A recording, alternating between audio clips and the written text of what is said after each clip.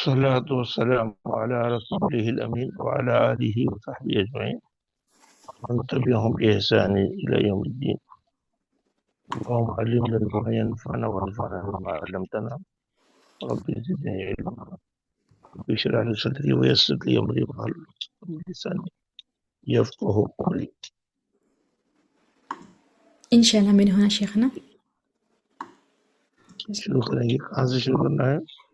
यहाँ पर शेख ما الفرق بين قول الأشاعرة وقول الجهمية؟ یہ قدریہ کا ہے نا، یہ نہیں، قدریہ کا نیچے آئے مرجیہ گا. کا، مرجئہ. مرجیہ کا صحیح. بتائے تھے الفرق بین قول الاشاعرہ وقول الجہمیہ، دونوں کے قول میں کیا فرق ہے؟ المعرفت استراریہ والتصدیق اختیاری. ولكن شيخ الإسلام يرى أن لا فرق بين قول الأشاعرة والجهمية.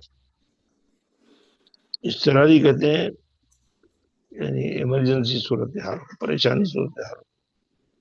المعرفہ استراریہ یہ جو ان کے پاس اشاعرہ کی تعریف ہے کہ اس کی انسان کی معرفت استراری کیفیت میں اس کو لیا جا سکتا ہے، اور ان کے پاس تصدیق و اختیاری، اور انسان کو اختیار ہے کہ اس کو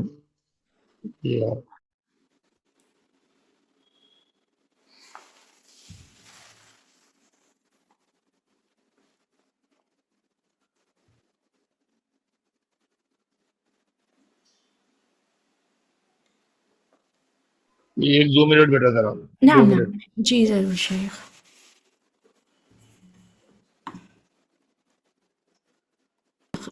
ما الفرق بين القول الأشاعرة والقول الجهمية؟ ٹھیک ہے ٹھیک. تو المعرفہ الاستراریہ، المعرفہ الاستراریہ کس کو بولتے ہیں؟ المعرفہ الاستراریہ فطری معرفت جو انسان کے اندر خود بخود پائی جاتی ہے، فطری نیچر. المعرفہ الاستراریہ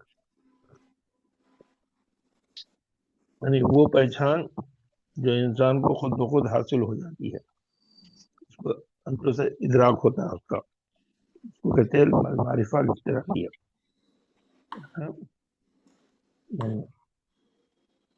اس کے لیے انسان کو دلیل نہیں چاہیے، دلیل سیکھے بغیر، دلیل کے بغیر اس کا ادراک کے لیے دلیل کی ضرورت نہیں ہے.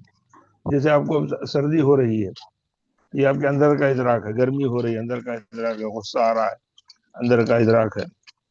اس کو ایسے یعنی کسی چیز کے علم حاصل نہیں ہے، آپ کچھ کام کر کے آ رہے ہیں اس لیے سردی ہو رہی ہے، اس کی تعریف بیان کر رہے ہیں، ایسا نہیں. ہاں، تو اس کو بولتے ہیں معرفہ الاستراریہ. فطرت یا انسان کے دل میں جو خود بخود پیدا ہوتی ہے. اس کی مثالیں کیا دے سکتے ہیں ہم؟ انسان کا یہ جاننا ہے کہ خود موجود ہے، اس کو بھوک لگ رہی ہے، اس کا شعور ہے، اس کو اندھیرے اور روشنی کا فرق محسوس ہوتا ہے. یہ ساری چیزیں اس کے ادراک کی علامت ہے، اس کی استراری کیفیت کی علامت ہے. یعنی اس میں کیا ہے، علماء کے نزدیک اللہ کے وجود کا فطری احساس اس میں پایا جاتا ہے. جی. تصدیق بالقلب کیا ہے؟ تصدیق بالقلب لفظی ترجمے کے لحاظ سے دل سے کسی چیز کی تصدیق کرنا، دل سے کسی چیز کی تصدیق کرنا، تصدیق کرنا. اس کو مخصوص حالات کے اندر اس کو محسوس کیا.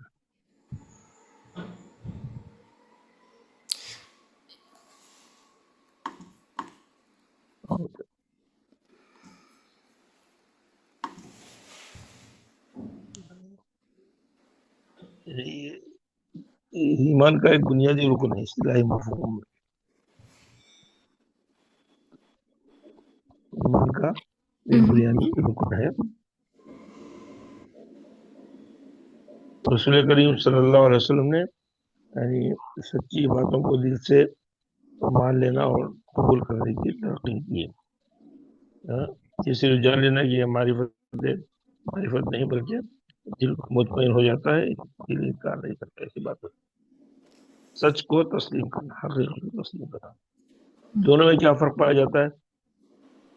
بنیادی طور پر معرفت اور تصدیق. ہاں، معرفت صرف جاننا، چاہے وہ کچھ بھی ہو سکتا ہے، یہ فطری ہے. جی. اور تصدیق بالقلب جو یہ اختیاری ہے. یہ اختیاری ہے. تصدیق بالقلب اختیاری ہے. اگر کسی کا دل مطمئن نہیں ہے تو نہیں مانے. ہاں، تو اس میں یہ تصدیق بالقلب جو ہے یہ اصل ہے. یعنی شیخ اشاعرہ جہمیہ کے نزدیک تصدیق کرنا اختیاری ہے، لیکن معرفت ہونی چاہیے اللہ کی فطری طور پر. یہ ان کے یہاں ایمان کی ڈیفینیشن ہے شیخ، ایمان کی تعریف ہے. نہیں، ان کے دو گروپ ہیں، ایک گروپ ایسا ہے، ایک گروپ ایسا ہے. جی، اچھا اچھا. ایک گروپ قبول کرتا ہے، ایک گروپ صرف معرفت تصدیق کرتے مانتا ہے. یہ پہچاننا، اس کی پہچاننا ایک فطرت کے اندر ہے. پہچاننا، اس کے اندر تصدیق کرنا تو اس کی ضروری بات نہیں ہے. ہماری فطرت بول رہی ہے، یہ کہتے ہیں وہ لوگ. جی، اندھیرا ہے، ہماری فطرت کہہ رہی ہے. جی، یہ ان کا کہنا ہے ایسا. تو ان کے پاس جو ہے اللہ کی وحدانیت کا وجود ہو، وحدانیت کو وہ لوگ تسلیم کرتے ہیں جو دل سے تصدیق کرتے ہیں. ان کے پاس شعور ہے، ان کے پاس اس کا شعور پایا جاتا ہے کہ اللہ کا وجود ہے، اس کے وجود کا شعور ہے. اس طریقے کا جو فطری تقاضا ہے وہ ان کے پاس شرط ہے اس کی. یہ ان کی فطری اس کو مذہبی پہچان کہتے ہیں.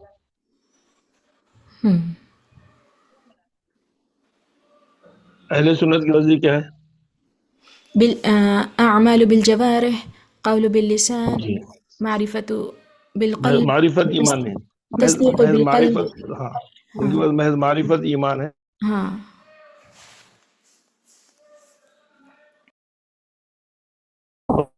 عمل بالجوارح بھی ہے. ٹھیک ہے، تو ایک جملے میں بڑی بات کہہ دی انہوں نے. المعرفہ الاضطراریہ والتصدیق الاختیاری، ولكن شیخ الاسلام یرى انه لا فرق بین قول الاشاعرہ جہمیہ. دونوں کی باتوں میں کوئی دم نہیں. نتیجہ ایک ہی نکلتا ہے اہل سنت والجماعت کی جماعت. یہ دل سے مانے، پھر اس کے بعد زبان سے اقرار کرے.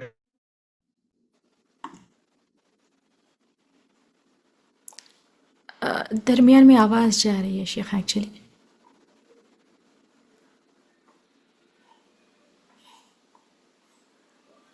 کہ جو صرف دل کے اندر اللہ ہے یہ کہہ دے کافی ہے، اس کی ضرورت نہیں. اچھا، ٹھیک آواز آ رہی ہے؟ جی الحمد للہ. طائفۃ الثالثہ، تیسرا فرقہ ہے ان کا. طائفۃ الثالثہ هم الذین یرجعون وعید اصحاب الکبائر، وہؤلاء فرقتان. تیسرا گروہ ہے وہ لوگ جو اصحاب الکبائر کے لیے وعید ہے. یرجعون یعنی مرجئین وہ ہے جو اصحاب الکبائر کو وعید قرار دیتے ہیں کہ وہ لوگ دو فرقوں میں بٹے ہوئے ہیں. اصحاب الکبائر گناہ کریں گے، یہ معنی کیا ہے؟ وعید ہے. یرجعون ارجاء والے، جو ارجاء کرتے ہیں، فرقے مرجیہ والے. اچھا اچھا اچھا، جی شیخ. اچھا، جن کا عقیدہ ارجاء ہے، جو مرجیہ ہے، وہ لوگ جو مرجیہ عقیدہ رکھتے ہیں ان کا عقیدہ یہ ہے کہ وعید اصحاب الکبائر، اصحاب الکبائر کو کہ وہ وعید گردان دیتے ہیں. اچھا ہم نے سمجھا جہنم میں نہیں وعید. جی شیخ ان کو ان کی وعید ہے. ایک کافر قرار دیتے ہیں, یہ کہتے ہیں کہ نہیں ان کے لیے ان کے گناہوں کے لیے وعید ہے. اچھا یہاں پر مؤخر کرتے ہیں کہ معنی میں آ سکتا ہے شیخ, یعنی مؤخر کر سکتے ہیں. اچھا مرجئہ اسی کو کہتے ہیں, وہی فرقہ جو اس عقیدے کو ہاں برقرار رکھا ہے. جی شیخ الحمد للہ. الاولی من یقطع ویجزم, پہلا فرقہ کون ہے؟ من یقطع ویجزم بسقوط وعید کبیرہ, پہلا قطعی طور پر اور جزم کے طور پر کبھی سقوط وعید الکبیرہ, یہ کیا کہتے ہیں کہ ان کے گناہ کبیرہ گر جاتے ہیں, ختم ہو جاتے ہیں. لأنه لا يضر مع الایمان ذنب لمن عمله, کیونکہ ان کا عقیدہ یہ ہے کہ لا يضر مع الایمان, ایمان کے ساتھ گناہ ایمان کو نقصان نہیں پہنچاتا ہے. ایمان الگ چیز ہے, گناہ الگ چیز ہے.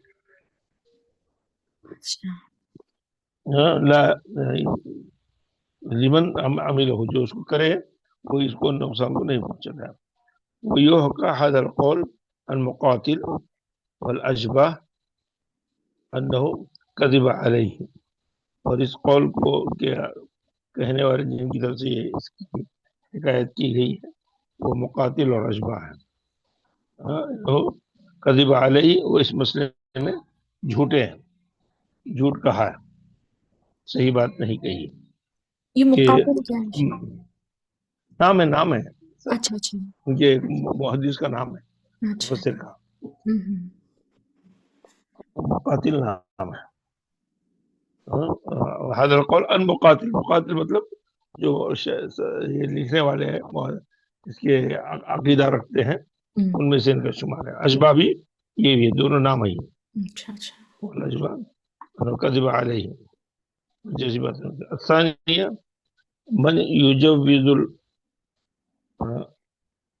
کیا ہے, من یجوز العفو عن جمیع اصحاب الکبائر, اس میں سے بعض لوگ ہیں جو اصحاب کبائر, بڑے کبیرہ گناہ کرنے والوں کو معافی کی جائز ہے, ان کی معافی طلب کر سکتے ہیں, معافی کا دروازہ کھلا ہے. وہذا قول الاشاعرہ, یہ اشاعرہ کا قول ہے کہ ایمان لانے والا گناہ کر سکتا ہے لیکن اس کے لیے جائز ہے, عفو کا دروازہ, معافی کا دروازہ کھلا ہوا ہے. وہو قول باطل, یہ بھی غلط قول ہے. کیوں؟ لأنه يجب القطع بأن الله يغفر لبعض أصحاب الكبائر دون بعض, کیونکہ لأنه يجب القطع, تو اس سے بات یہ بات واجب ہو جاتی ہے قطعی طور پر کہ اللہ تبارک تعالیٰ یغفر لبعض اصحاب, کہ بعض کبائر لوگوں کو معاف کرو, بعض کو چھوڑ کر, دون بعض کو چھوڑ کر بعض کو اللہ تبارک تعالیٰ معاف کرے, یہ چیز لازم آ جاتی ہے جو اس میں کہا گیا, ایسا نہیں ہے. کما تواترت نصوص الشفاعہ يدخلون بدخول كثير من الموحدین فی النار, کیونکہ یہ احادیث جس نے مسلسل احادیث آئی ہیں تواتر کے حساب سے, جس میں رسول کریم صلی اللہ علیہ وسلم کی شفاعت ہے کبائر گناہ گاروں کے لیے. ان کے پاس جو ہے مخصوص لوگوں کے لیے, مخصوص لوگوں کے لیے دون بعض. اور یہاں پر حدیث میں ہے کہ اللہ تعالیٰ چاہے تو تمام گناہ والوں کو معاف کر سکتا ہے. وکما قال اللہ ویغفر ما دون ذلک, شرک کے علاوہ ہر چیز معاف کر سکتا ہے لمن یشاء, جس کو چاہے, اختیار ہے. فاخبر ان مغفرته تقول لبعض الکبائر دون بعض, تو ان کے عقیدے میں یہ ہے کہ صرف چند مخصوص کبائر والوں کے لیے یہ صفت پائی جا سکتی ہے. بات انہیں ذکر کی گئی. ایک سوال یہ تو اپنا بھی عقیدہ یہی ہے نا شیخ کہ کبیرہ گناہ کرنے والے کے لیے مغفرت نہیں, یہ ان کے پاس جو ہے وہ ارادے میں ہے, ہم جو ہمارے عقیدے کے اندر ہے عمل بالجوارح، ہاں عمل بالجوارح گناہ کے لیے نہیں ہوتا ہے، عمل ایمان بالجوارح اطاعت کے لیے ہوتا ہے. جی بالکل ہاں جی شیخ. ہاں تو عمل بالجوارح اگر ہم سے گناہ ہوتا ہے تو مغفرت طلب کرتے ہیں، تو ان کے پاس ایسا نہیں ہے. یہ عمل بالجوارح اطاعت کے علاوہ بھی ہو سکتا ہے. اچھا عمل بالجوارح کوئی شرک، کوئی آواز تھوڑی بریک ہو رہی ہے شیخ، معذرت، آواز بریک ہو رہی ہے شیخ. عزت کر رہا ہے، کوئی خرابات کر رہا ہے، کوئی گناہ کر رہا ہے، کوئی کیا کرو. ہاں اب آ رہی آواز؟ الحمد آ رہی للہ. آواز؟ جی جی. ٹھیک ہے ٹھیک ہے تو بس آگے یہ بڑھیں. پہلی والی لائن سمجھ میں نہیں آئی تھی شیخ. کون سی والی؟ یہ پہلی والی جو ہے میں یجوز العفو عن جمیع اصحاب الکبائر، تمام کبیرہ گناہ کرنے والوں کے لیے عفو ہے. اس میں سے ان کا ایک قول یہ ہے کہ جو بھی کبیرہ گناہ کرے گا اس کو وہ مغفرت کا مستحق ہے، اس کی اجازت ہے، اس کو جائز ہے، اللہ تعالیٰ اس کو جائز کر دے گا. تو ایسا نہیں ہے. قرآن نے کہا کہ لمن یشاء یغفر لمن یشاء. اب واضح ہو گیا شیخ، بارک اللہ فیکم. جی شیخ. جی جی الحمد للہ، جزاکم اللہ خیر. جی آگے بڑھیں. جی شیخ. الثالثہ من یجوز العفو القدریہ ہے. جی قدریہ شروع جو. اچھا ٹھیک ہے. القدریہ یہ بھی ایک فرقہ ہے، انہیں فرقوں میں سے نکلا ہوا جو خوارج اور جہمیہ وغیرہ ہے اسی کی برانچ ہی ہے. جی اسی کی کما کانت الفتنة الکبریٰ سببا لظہور الخوارج. کما کانت الفتنة الکبریٰ، بڑا جو فتنے کا سبب تھا خوارج کے نکلنے کا، شیعہ کے اور مرجیہ کے نکلنے کا، فقد کانت ایضا سببا لظہور القدریہ، انہی اسباب میں سے قدریہ بھی جو اسباب ان کو نکلنے میں بنے، ایسی ملتے جلتے اسباب قدریہ بننے میں بھی شامل رہے. کانت ایضا سببا لظہور القدریہ، قدریہ بھی اسی اسباب کے تحت وجود میں آئے. فإن الناس اخذوا يتساءلون، لوگ آپس میں پوچھنے لگے. کیا پوچھنے لگے؟ هل ما جرى في الفتنة بقدر، کیا قدر کیا معاملے کا کوئی فتنہ شروع ہوا، چل پڑا. ثم جرد النظر في مسألة القدر، جب لوگ سوال کرنے لگے تو قدر کے مسئلے میں لوگ اس مسئلے کو الگ الگ کر پیش کرنے لگے، کھینچ کر اس مسئلے کو لے کر آئے. وأخذ الناس يتساءلون، اور لوگ آپس میں سوال کرنے لگے. قدر کا بنیادی مسئلہ کیا ہے؟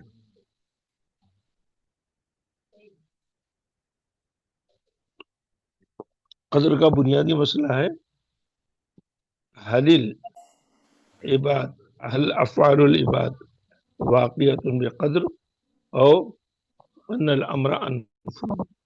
یہ بنیادی مسئلہ ہے انسان کا. کیا مسئلہ ہے؟ بنیادی مسئلہ کہ انسان جو عمل کرتا ہے وہ خود اس کا خالق ہے. اگر میں اٹھ کے یہاں سے جا رہا ہوں، میں وضو کر رہا ہوں، میں پانی پی رہا ہوں، میں کھانا کھا رہا ہوں، تو اپنے اعمال کا میں خود ذمہ دار ہوں. اس میں اللہ کا عمل دخل نہیں ہے، اس میں اللہ کا عمل دخل نہیں ہے. یہ ایک شکل ہے.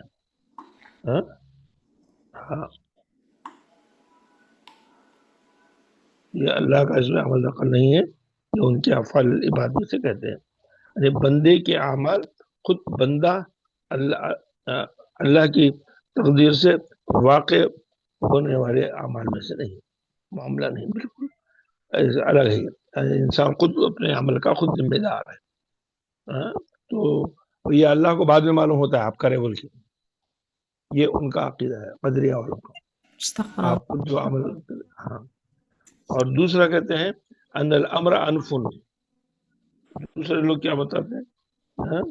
تو ان کے سوال میں دراصل یہ ہے کہ عقیدے کی بنیادی کمزوری یہ ہے کہ انسان کے اعمال کو اللہ کے پہلے سے طے شدہ تقدیر کے تحت جو معاملات طے ہوئے ہیں وہ اس میں اپنے اعمال میں شامل نہیں ہے، اس کا ارادہ نہیں ہے. اور بلکہ انسان خود مختار ہے، وہ چاہے کرے چاہے نہ کرے. اس کے لیے وہ معروف نظریات ان کے کیا رہے ہیں. اہل سنت کا موقف کیا ہے ان کے مقابلے میں؟ اہل سنت کا موقف یہ کہ بندوں کے اعمال بھی اللہ کے علم میں ہے، اللہ کے علم اور ارادے اور تقدیر سے ہی ہوتے ہیں، لیکن انسان کو اختیار ہے. لیکن انسان کو اختیار ہے. جیسے اب میں اٹھ کر یہاں سے گاڑی لے کر باہر جاؤں گا، یہ میرا ارادہ ہے، تو میں اس پر آزاد ہوں کہ میں گاڑی لے کر جاؤں نہیں جاؤں. لیکن یہ علم اللہ کو موجود ہے، یہ علم اللہ کو پہلے سے موجود ہے، لیکن اللہ نے مجھے اختیار دیا ہے. میں کمزور ہوں، گاڑی نہیں چلا سکتا ہوں، نہیں جا سکتا ہوں. یہ مجھے اختیار ہے، یہ معاملہ اختیار کے طور پر ہو دیا ہے. لیکن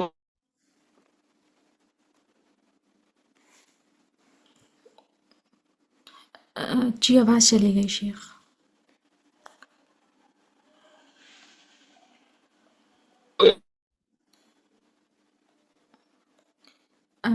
نیٹ ورک پرابلم ہے شیخ.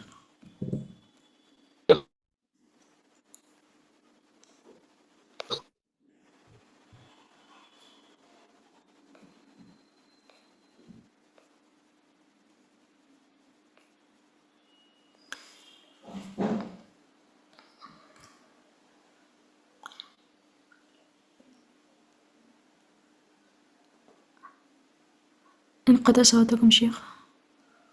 طيب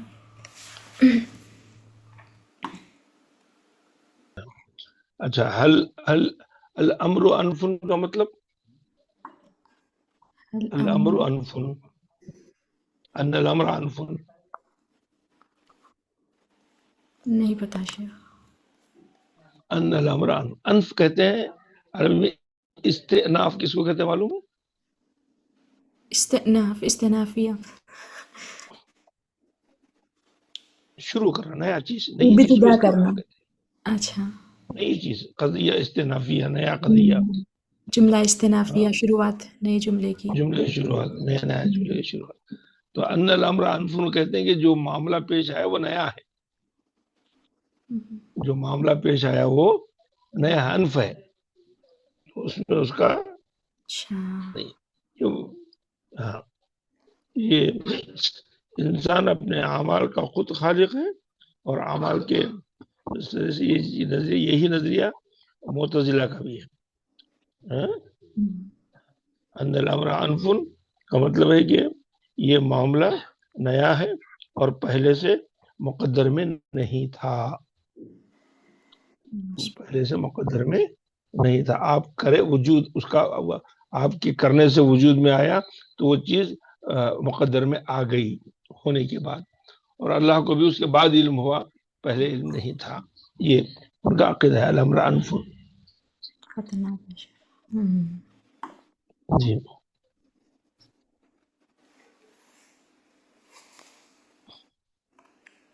جی.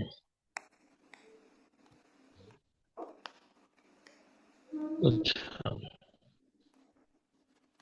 ہاں. افعال العباد واقعات بقدر، جو واقع ہو رہے ہیں پہلے سے اس کو علم ہے، یا یہ نیا معاملہ ہے. تو ان اللہ لا يعلم بعمل عبد الا بعد وقوعه. کیا عقیدہ ہے؟ یہ ہمارا عمل ہونے کے بعد اللہ کے علم میں آیا، ہمارا عمل ہونے کے بعد اللہ کے حکم میں آیا. تو یہ غلط عقیدہ ہے. وكان للديانات السابقة تأثير كبير في هذه المسألة.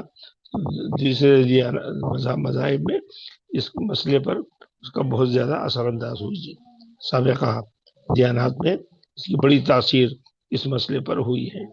والقدریہ یقال بالاشتراک علی فرقتین. قدریہ یہ دو لفظوں پر کہا جاتا ہے، دو قسم کے اس کے اندر لوگ ہیں. القدریہ النفات، دو قسم کے القدریہ النفات، القدریہ الغلاۃ. القدریہ النفات وہی نفاس ہے، ہاں، جو اس کو نیا پن دیتے ہیں، حرام معاملہ جو وجود میں آیا اس کو. اور غلاۃ جو اس کے اندر حد سے بڑھ کر بات کرتے ہیں. اولا القدریہ النفات وهم الذين يطلق عليهم هذا الاسم اکثر من غیرهم وهم فرقتان. ان کے کئی نام ہیں اس کے، النفات کے، القدریہ النفات کے کئی نام ہیں، لیکن ان کے دو فرقے بہت مشہور ہیں. القدریہ النفات کے دو فرقے بہت مشہور ہیں. القدریہ الاولی وغیلان الدمشقی. یہ لوگ کس کے متبعین ہیں؟ معبد الجہنی اور غیلان الدمشقی کے متبعین ہیں جو اس کو. وقد ظہرت بدعتهم فی عصر الصحابہ. ان کا وجود صحابہ کے زمان میں ہی ظاہر ہو گیا تھا، نکل کے آئے تھے یہ لوگ، عہد صحابہ میں نکل کر آئے تھے. وزعموا ان الامر انف، ان الامر انف، اور انہوں نے اس وقت یہ دعویٰ کیا کہ جو اعمال وجود میں آ رہے ہیں وہ سب نئے ہیں، یہ سب نئے وجود میں ہیں، پہلے سے تقدیر میں نہیں تھے. ان کا عقیدہ ہے ان اللہ لا يعلم الا الاشیاء الا بعد وقوعها، اور اللہ کو یہ اسی وقت معلوم ہوتے ہیں جب یہ فعل ہو چکا ہوتا ہے. ہو چکے ہونے سے پہلے اللہ، کسی کا ایکسیڈنٹ ہوا اس کو نہیں معلوم، کسی کی شادی ہوئی اللہ کو نہیں معلوم، ایسا ان کا عقیدہ ہے. یہ ان کے القدریہ الاولی ہے جو نفات جن کو کہا جاتا ہے. الامر انف، نئے معاملات کو پیش کرتے ہیں. وقد کفرهم الصحابہ بهذه المقالہ، ان کی اس بات کے صحابہ نے تکفیر کی ہے، انکار کیا ہے. وحکى النووی، امام نووی، وابن القیم، واجماع اہل العلم على کفرهم. امام نووی، امام ابن قیم اور تمام اہل علم کا ان کے اس مسئلے میں ان کی تکفیر پر اجماع ہے، اس تکفیر پر اجماع ہے. الا انه يشكل على القول بالاجماع ان معمد الجہنی من رجال الكتاب الستة. ایک مسئلہ یہ پیش آتا ہے یہاں پر، مشکل پیش آتی ہے اس بات پر کہ اس میں سے معبد الجہنی جو ہے یہ سیاہ کی کتابوں میں، سنن کی کتابوں میں ان کی روایات موجود ہیں، ان کی روایات موجود ہیں.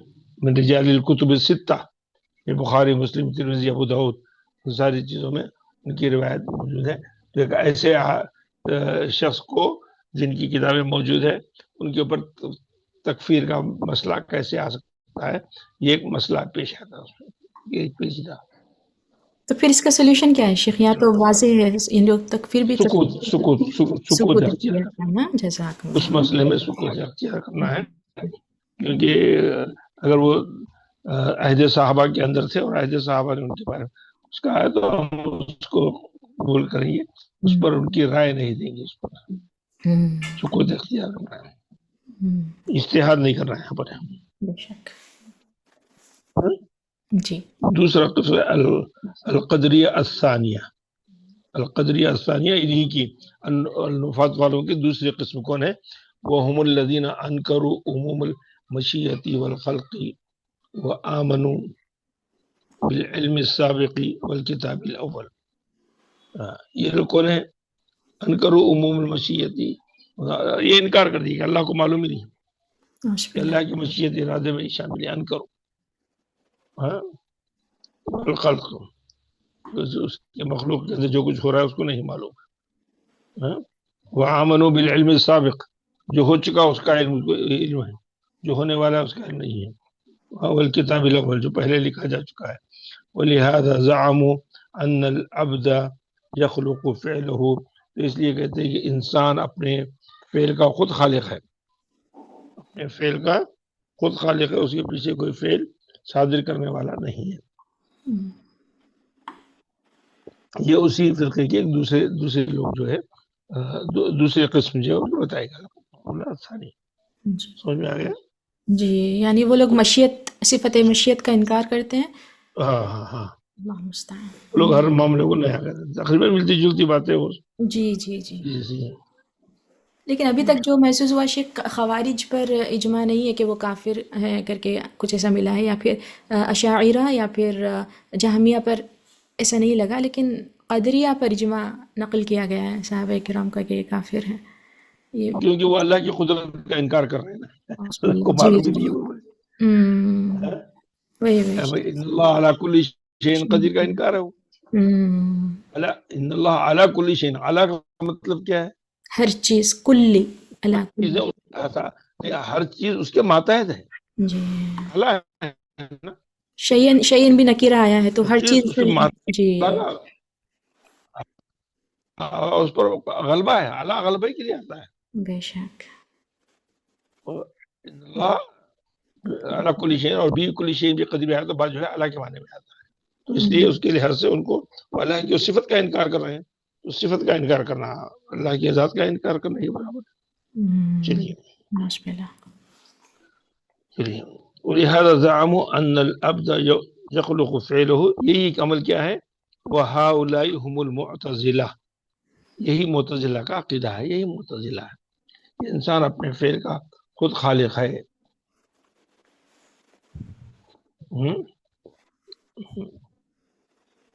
ومن وافقهم من الزیدیہ والعباضیہ والامامیہ، کون ہے تینوں فرقے بھی؟ یہ جو ہے شیعہ کے فرقے ہیں. زیدیہ یہ زید بن علی، یہ جو ان کا فرقہ ہے شیعہ کا، اسی میں سے شامل ہے. زیدیہ کی بڑی تعداد، جن کو اثنا عشریہ بھی کہتے ہیں، زیدیہ بھی. عباضیہ یہ جو ہے عمان وغیرہ میں پائے جاتے ہیں، یہ اکثر جو خوارج سے ملتے جلتے ہیں جس کیفے سے. امامیہ یہ بھی شیعہ کا فرقہ ہے. وقد زعموا ان ذلك تحقيقا لعدل الله وسموا هذا اصل العدل. اور ان کا یہ دعویٰ ہے کہ تحقیقا لعدل اللہ وسموا هذا، یہی انصاف ہے، یہی اصل عدل ہے. وهم فروا من شيء فوقعوا في شر، جو ایک چیز سے بھاگ کے، وهم فروا من شيء، ایک چیز سے بھاگے، فوقعوا في شر، ایک دوسری برائی میں گر پڑے. وہ شرک الربوبیہ، اور وہ شرک ربوبیہ ہے. لہذا سماہم السلف مجوس الامہ، کیونکہ یہ تینوں فرقے جو ہے شیعہ سے تعلق ہوتے ہیں، اور شیعہ کو ابن تیمیہ اور دیگر علماء نے اس امت کے مجوس قرار کے دیا ہے. زیدیہ، عبادیہ اور یہ امامیہ شیعہ کے فرقے، یہ ان کا عقیدہ ہے. مجوس وہ جو ایران کے رہنے والے تھے، جن کا جیسے سلمان الفارسی کا پہلا مذہب مجوسی تھا.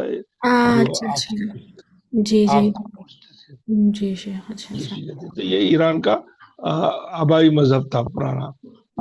آج بھی ان کے لوگ اس کی دلچسپی رکھتے ہیں. دنیا میں جتنے ملک ہیں نا، جو ملک اپنے کلچر کے اندر زندہ تھے، تو وہ کلچر، اسلام آیا، دین آیا، انبیاء آئے، لیکن وہ کلچر ان سے ختم نہیں ہوا.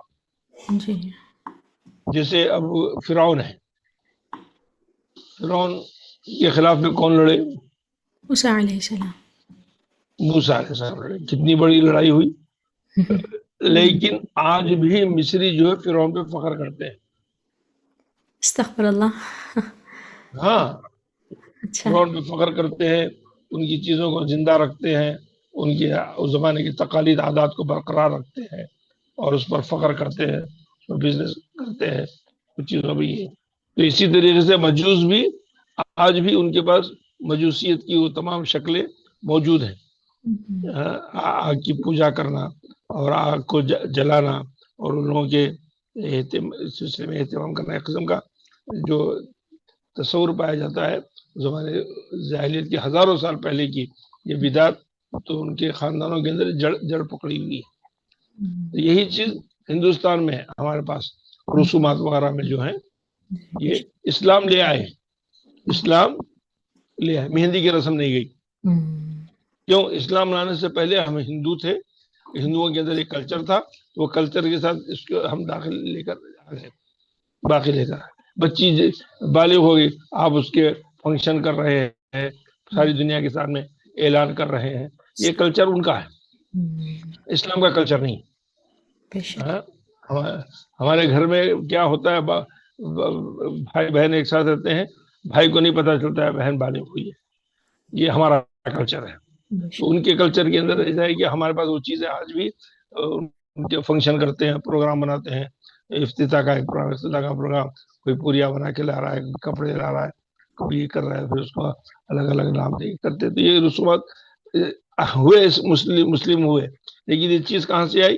یہ اس وراثتاً ان کے خاندان در خاندان سے چلتی ہوئی ہے. شادی بیاہ کے اندر بھی جو مختلف قسم کے رسومات ہے, بری لے کے جانا, لڑکی کے لیے جوڑے کا انتخاب کرنا, یہ سب غلط ہے. ایسا نہیں ہے.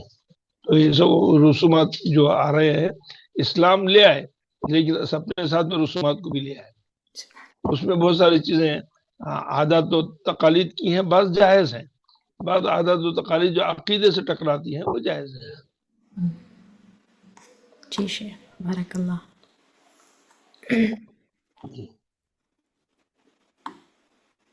ٹھیک ہے. تو دوسرے قسم ہے ثانیاً الغلات, القدریہ الغلات, وهم الذين غلوا في إثبات القدر حتى أنكروا تأثير العبد في فعله, وهؤلاء طائفتان.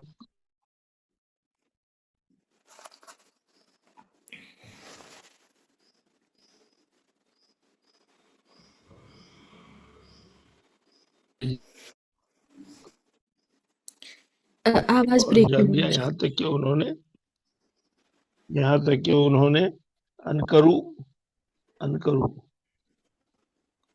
تأثر العبد, انکرو تاثیر العبد فی فعله, کہ انسان جو فعل کر رہا ہے اس پر کچھ اثر انداز ہو رہا ہے, اس کا بھی انہوں نے انکار کر دیا ہے. اور ان کے دو گروپ ہیں, جو غلات ہیں, قدریہ غلات کے دو گروپ ہیں. قدریہ نفات کے دو گروپ ہیں, قدریہ غلات کے دو گروپ ہیں. قدریہ نفات کے دو گروپ اوپر گزر چکے ہیں.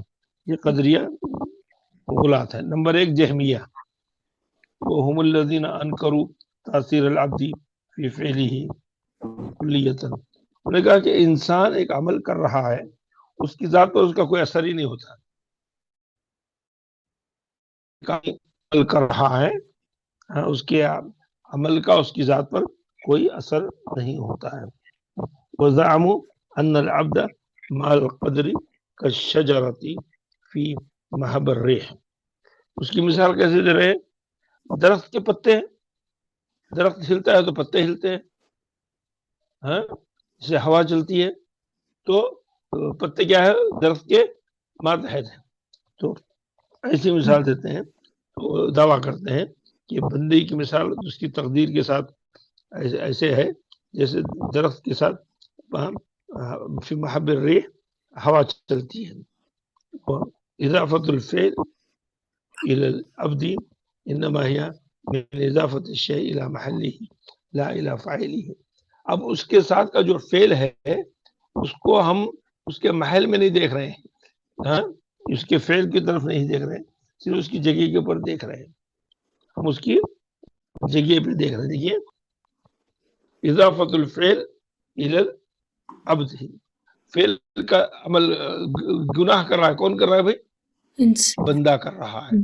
تو بندہ تو اس کی تاثیر بندے پر ہونا چاہیے, نہیں ہونی چاہیے؟ بولے نہیں, بندے پر نہیں ہونی چاہیے. کیوں؟ کہ بس کا عقیدہ کیا ہے انما هي من اضافت الشيء الى محله لا الى فاعله. وہ گناہ کا عمل صرف اس کے فعل پر متاثر نہیں ہو رہا ہے، صرف اس جگہ کی حد تک متاثر ہو رہا ہے. جیسے ہوا چل رہی ہے تو پتے اس کے ساتھ ہل رہے ہیں، اس کے علاوہ کچھ اس سے لینا دینا نہیں. ہوا چلے گی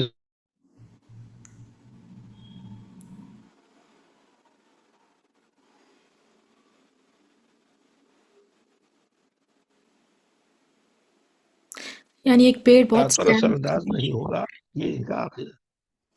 جی آپ کی آواز چلی گئی تھی شیخ ایکچولی. جی، تو گناہ ان کی ذات پر اثر انداز نہیں ہوگا. یعنی ایک جھاڑ اگر ہو تو جھاڑ ویسے کا ویسے ہی ہے، لیکن صرف پتے کی جگہ جہاں پر وہ گڑبڑ ہو رہی ہے وہی ہل رہا ہے. نہیں، وہ جھاڑ ہل رہا ہے تو پتے ہل رہے ہیں. ہاں اچھا جھاڑ ہل رہا ہے تو پتے ہل رہے ہیں. آپ انسان ہیں تو آپ کے اندر سے جو فعل نکل رہا ہے وہ آپ کے اندر کا حصہ ہے، وہ آپ کی ذات اثر انداز نہیں ہو رہا ہے. اچھا جی شیخ. تو وہ جو جگہ ہے نا، انسان کی باڈی ایک جگہ ہے، فعل خارجی ہے، فعل خارجی ہے. جیسے آپ تو وہ خارجی چیز وہ محلی چیز پر اثر انداز نہیں ہو رہی ہے. بتا ایک محل ہے، ایک غیر محل ہے، تو آپ کا جو فعل جو ہے وہ غیر محل پر ہے. محل سے آپ کا آپ محل کے اندر وہ چیز آپ کے اندر تک ہے، وہیں تک محدود رہتی ہے. جیسے درخت ہلا تو پتے خود بخود ہلیں گے، ایسے مثال دی. وقت سرا هذا الغلو فی اثبات القدر الى الصوفیہ ایضا، یہی چیز صوفیہ کے اندر بھی صلاحیت کر گئی ہے. یہ عقیدہ صوفیہ کے اندر بھی پایا جاتا ہے. دوسرا گروپ کون ہے ان کے پاس؟ الثانیہ الاشاعرہ، معروف ہے. فإنهم غلو فی اثبات القدر حتى لم يثبتوا ذی تعبد مع القدر الا کسبا لا فعلا. اشاعرہ کہتے ہیں انہوں نے بھی اس کے اندر غلو کیا ہے قدر کو ثابت کرنے میں، یہاں تک کہ انہوں نے بندے کے لیے یہ بات ثابت نہیں کی قدر کے ساتھ کہ جو کرتا ہے الا کسبا لا فعلا، جو اس نے کیا ہے وہ اس کا اپنا عمل ہے، اس کا جو فعل ہے، جو اس نے کمایا جو اس کا فعل ہے وہ اس سے اس کا تعلق نہیں ہے.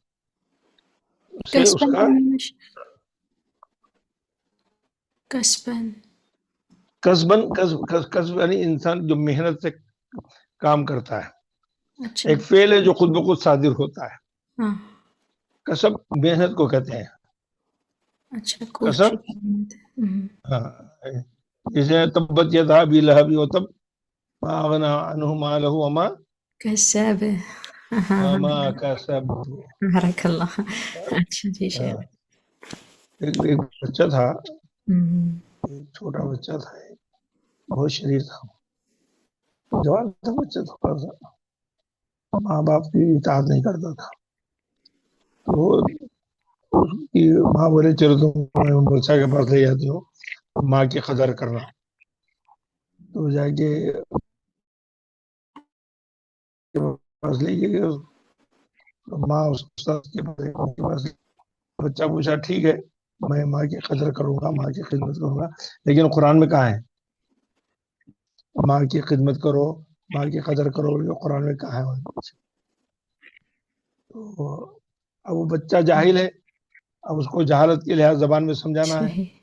تو اب چھوٹا بولے کہ تم کو سورہ تبت یدا ابی لہب یاد ہے؟ ہاں یاد ہے، پڑھو. تبت یدا ابی لہب تب ما اغنی عنہ مالہ، ماں کا سب، جو بھی کمایا ماں کا ہے، ماں کا سب. استغفر اللہ العظیم. استغفر اللہ. جی شیخ ایسا بھی کرتے ہیں شیخ، اللہ المستعان. نہیں ایسا جو ہے کلم الناس علی قدر عقولہ. نعم. نہ قرآن کی توہین کرنا مقصد ہے، نہ اس بچے کے لہٰذا اس کی بس ایک تربیت ہے کہ اب جاہل ہے، ماں تنگ آ گئی، بچے کے پاس لے کے جا رہے ہیں، سمجھاؤ موسا ویسا ہو تو کیسا سمجھیں گے اس کو؟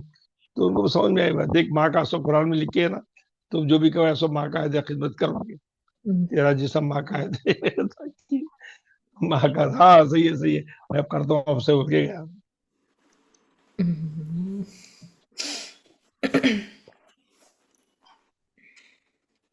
ٹھیک ہے جی پھر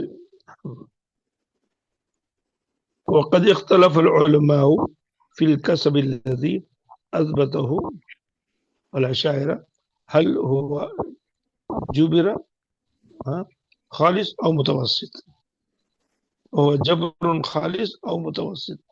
جو انسان کسب سے کام کرتا ہے، اپنی محنت سے کام کرتا ہے، تو اشاعرہ نے اس کو کہا ہے کہ وہ جبر خالص ہے یا جبر متوسط ہے. جبر خالص ہے یا جبر متوسط ہے، اس کے سلسلے میں کہا گیا. جبر خالص اور متوسط. جبر خالص کا مطلب یہ کہ اس نے بالارادہ پورے اخلاص کے ساتھ اس عمل کو انجام دیا ہے، یا نارمل انداز میں اس کو انجام دیا ہے، یہ ان کا عقیدہ ہے. تو اس کا جواب میں جو کہا ہے فذهب الجرجاني، یہ بہت بڑے عالم ہیں، انه جبر متوسط، وذهب ابن رشد الى انه جبر خالص. علماء کے دو گروپ اس میں گئے ہیں، ایک نے کہا کہ یہ جبر خالص ہے. جبر کا مطلب ہے کہ انسان اپنی اس پہ مجبور کیا گیا، اس پر مجبور ہو گیا ہے، مجبور جس کو بولتے ہیں جبر، مجبور صحیح ہے، خالص نہیں. اور ابن رشد نے کہا ہے کہ یہ جبر خالص ہے. ابن رشد کون ہے؟ ابن رشد. ابن رشد وہ بدایت المجتہد و نہایت المقتصد کے جو اپنے آتھر ہیں شیخ. جی جی، ابن رشد بہت بڑے عالم تھے، بہت بڑے فقیہ. بہت بڑے فقیہ نہیں تھے وہ، ان کے پاس علوم کا ذریعہ تھا، فلسفی تھے، وہ حساب دان تھے، بہت ساری چیزوں میں مہارت حاصل تھی. 12-15 علوم کے امام تھے وہ. سبحان اللہ. تو یہ جو ہے ان کو فلسفے کے خلاف میں تھے. امام غزالی نے کتاب لکھی تھی فلسفۃ الفلاسفہ، بول کے اس کا جواب دیا تحفۃ فلسفۃ الفلاسفہ بول کر انہوں نے اس کا جواب دیا. اور سب سے بڑی تعجب کی بات یہ ہے کہ جیل میں ان کو ڈال دیا گیا تھا، ان کو جیل میں ڈال دیا گیا تھا. تو جیل میں ان کے پاس کوئی وسائل، کوئی ذرائع نہیں تھے، تو انہوں نے جیل میں بیٹھ کے بدایت المجتہد لکھی. سبحان اللہ. جی اور کوئی حوالہ ان کے پاس نہیں تھا، ساری چیزیں ان کے اپنے تمام مذاہب کے اقوال کو اس میں انہوں نے جمع کیا، حنابلہ اور دیگر موافق مالکی دیگر، اور صرف اپنے ذہن کے حافظے کی بنیاد پر، حافظے کی بنیاد پر ان کو جمع کیا. اس لحاظ سے ان کی بڑی اہمیت ہے. امام غزالی کا جواب دیے تھے، بڑے بڑے علماء کا جواب دیے تھے، بہت بڑے. دنیا کے اندر 12 بڑی شخصیتیں گزری ہیں جن کو دنیا کا عجوبہ کہا جاتا ہے. تو ان میں سے ایک ابن رشد ہے. ابن رشد ہے، ابن باجہ ہے، غزالی ہے، کیا ابن سینا ہے. ایسے 12 بڑی بڑی شخصیات ہیں جن کو دنیا کا عجوبہ کہا جاتا ہے اپنے اپنے فن کے اندر لحاظ سے. اور پورے 12 کے 12 مسلمان ہیں، اور اس میں سے زیادہ سے زیادہ اس کے لوگ جو ہے مغرب، تیونس، وہاں کے لوگ. اسی کے وجہ ٹائم ہو رہا ہے نا. ہاں اتنا ہی تھا شیخ، مطلب یہ اگر 4 لائنز ختم کر دیں گے یہ ختم ہو جائے گا انشاءاللہ. اچھا جی ہاں. ذهب الجماعة أهل السنة فيقولون إن هذا الكذب لا يعقل حتى قيل. کہا جاتا ہے کہ یہ اہل سنہ کا عقیدہ یہ ہے، یہ کہتے ہیں کہ هذا الكذب لا يعقل، یہ چیز سمجھ میں آنے والی نہیں. ہاں قیل شیخ کہتے مما یقال ولا حقیقت تحتہ، مما یقال جو کہا جاتا ہے اور حالانکہ اس کی کوئی حقیقت نہیں ہے. معقولۃ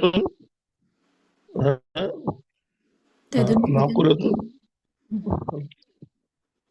تضمن الى الافہام، معقولۃ تضمن الى الافہام الکذب عند الاشاعرہ والحال عند البہشمی وطغرۃ النظام. اس کے ایک شعر کے طور پر مثال دے کر اس میں سمجھا رہے ہیں یہ بات جو ہے حقیقت کے اندر ذہن میں اترنے والی نہیں. ہاں ذہن کا بھی یہی حال ہے. بہشمی اور ان کے جو نظام ہے اور ان کے لوگوں کا نام دے کر بتا رہی ان کے پاس بھی یہی عقیدہ پایا جاتا ہے. کوئی خاص مصرع ہے یہ شعر ہے جو کوئی خاص بات نہیں ہے، بس یہی ہے کہ اہل السنت فیقولون ان ھذا الکذب لا یعقل، یہ بات سمجھ میں آنے والی نہیں. یہ جو محنت کے ذریعے کوئی کام کر رہے ہیں آپ اس کے اندر گناہ ہو رہا ہے تو وہ چیز آپ حتیٰ کوئی قیل ہے اشعار کے زمانے میں ایسا تھا کہ کوئی بھی اہم بات کہی جاتی تو اس کے حوالے سے اشعار میں کہی جاتی تھی تاکہ ان کا حافظہ اشعار میں تیز چلتا تھا، جلدی یاد ہو جائے. اس لحاظ سے سوچا تو ہم لوگوں کا ویسا مزاج نہیں ہے، وہ چیزیں زیادہ سمجھ میں نہیں آتی ہیں، خال سمجھ جاتی. ٹھیک ہے. جزاكم الله خيرا كثيرا، رضي الله عنكم. آمین.